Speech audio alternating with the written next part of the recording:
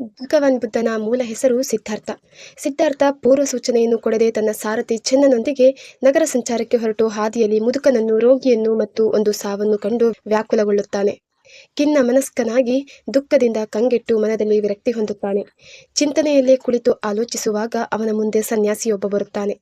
ಅದುವರೆಗೂ ಅಂತಹ ಘಟನೆಗಳನ್ನು ಜೀವನದಲ್ಲಿ ಒಮ್ಮೆಯೂ ಕಾಣದಿದ್ದ ಸಿದ್ಧಾರ್ಥ ಆ ಸನ್ಯಾಸಿಯನ್ನು ಯಾರು ನೀನು ಎಂದು ಪ್ರಶ್ನಿಸುತ್ತಾನೆ. ಜನನ ಮರಣಗಳುಳ್ಳ ಪ್ರಪಂಚದಲ್ಲಿರುವ ಮನುಷ್ಯ ಕ್ಷಣಿಕ ಸುಖಕ್ಕಾಗಿ ಆಸೆಪಟ್ಟು ಸಾಗರದಷ್ಟು ದುಃಖಪಡುತ್ತಿರುತ್ತಾನೆ. ಅದನ್ನು ನೋಡಿ ತುಂಬ ಬೇಸರವಾಗಿದೆ.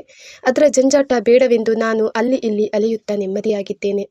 ನಾನು ಬಂಧು ಬಾಂಧವರು, ಸುಖ ಸಂಪತ್ತುಗಳೆಂಬ ವ್ಯಾವಹಾರಿಕ ಬದುಕಿನಿಂದ ದೂರವಾಗಿದ್ದೇನೆ. ನನಗೆ ಕಷ್ಟ ಬರುತ್ತದೆ ಎಂಬ ಭಯವಿಲ್ಲ, ಸುಖ ಬೇಕೆಂಬ ಬಯಕೆ ಇಲ್ಲ. ಆತ್ಮ ಸ್ವತಂತ್ರನು ನಾನು. ಭೂಮಿಯೇ ನನ್ನ ಮನೆ, ಆಕಾಶವೇ ನನ್ನ ಹೊರಿಕೆ, ಯಾರ ಹಂಗಿಲ್ಲದೆ ಬದುಕುತ್ತಿದ್ದೇನೆ ಎನ್ನುತ್ತಾನೆ ಆ ಸನ್ಯಾಸಿ. ಸನ್ಯಾಸಿಯ ಮಾತು ಅವನಲ್ಲಿ ಬಹಳ ಕುತೂಹಲವನ್ನು ಮೂಡಿಸುತ್ತದೆ.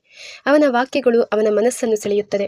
ಮನಸ್ಸು ತಿಳಿಯಾದಂತಾಗಿ ಅವನು ಒಂದು ನಿರ್ಧಾರಕ್ಕೆ ಬರುತ್ತಾನೆ. ವಯಸ್ಕ, ರೋಗಿ ಹಾಗೂ ಮೃತದೇಹ ಮತ್ತು ಸನ್ಯಾಸಿಯನ್ನು ಕಂಡ ಮೇಲೆ ಸಿದ್ಧಾರ್ಥನ ಜೀವನದಲ್ಲಿ ಬಹಳಷ್ಟು ಬದಲಾವಣೆಯಾಗುತ್ತದೆ. ಜನನ ಮರಣ ದುಃಖಗಳಿಗೆ ವೇನೆಂಬುದನ್ನು ಕಂಡುಹಿಡಿಯಲೇಬೇಕೆಂಬ ಹಂಬಲ ತೀವ್ರವಾಗುತ್ತದೆ. ಸಾಂಸಾರಿಕ ಬಂಧನದಲ್ಲಿದ್ದರೆ ಇದನ್ನು ಸಾಧಿಸುವುದು ಸಾಧ್ಯವಿಲ್ಲ ಎಂದರಿತ ರಾಜಕುಮಾರ ಸಿದ್ಧಾರ್ಥ ಎಲ್ಲವನ್ನೂ ತ್ಯಾಗ ಮಾಡಿ ಏಕಾಂಗಿಯಾಗಿ ಕಾಡಿಗೆ ಹೋಗುವುದೇ ಸರಿಯಾದ ಮಾರ್ಗವೆಂದು ತೀರ್ಮಾನಿಸುತ್ತಾನೆ. ಆದಾಗ್ಯೂ ಒಂದು ಕ್ಷಣ ಗೊಂದಲಕ್ಕೀಡಾದ ಸಿದ್ಧಾರ್ಥ ತನ್ನನ್ನು ನಂಬಿದವರಿಗೆ ನಾನಿಲ್ಲದಿದ್ದರೆ ಎಷ್ಟೊಂದು ನೋವಾಗಬಹುದಲ್ಲವೇ ಎಂದು ಯೋಚಿಸುತ್ತಾನೆ. ತಂದೆ ಶುದ್ಧೋಧನನೊಂದಿಗೆ ಸನ್ಯಾಸಿಯಾಗುವ ಬಯಕೆಯನ್ನು ವ್ಯಕ್ತಪಡಿಸುತ್ತಾನೆ. ತಂದೆಗೆ ಸ್ವಲ್ಪವೂ ಇಷ್ಟ ಇಲ್ಲ.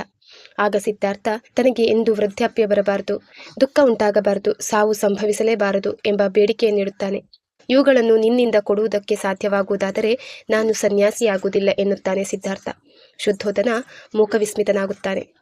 ಕೊನೆಗೆ ಸಿದ್ಧಾರ್ಥ ಸನ್ಯಾಸಿಯಾಗುವ ನಿರ್ಧಾರವನ್ನು ಮಾಡಿರುತ್ತಾನೆ. ಯಾರಿಗೂ ಹೇಳದೆ ಜಗವೆಲ್ಲ ಮಲಗಿರಲು ಎದ್ದು ಸುಖನಿದ್ರೆಯಲ್ಲಿದ್ದ ಪತ್ನಿ ಮತ್ತು ಮಗನನ್ನು ಕಣ್ತುಂಬಿಕೊಂಡು ತನ್ನ ನೆಚ್ಚಿನ ಸೇವಕ ಚೆನ್ನನೊಂದಿಗೆ ರಾಜ್ಯತ್ಯಾಗ ಮಾಡಿ ಸಾಧನೆಯ ಸಿದ್ಧಿಗಾಗಿ ಅರಣ್ಯದೆಡೆಗೆ ಪಯಣ ಬೆಳೆಸುತ್ತಾನೆ.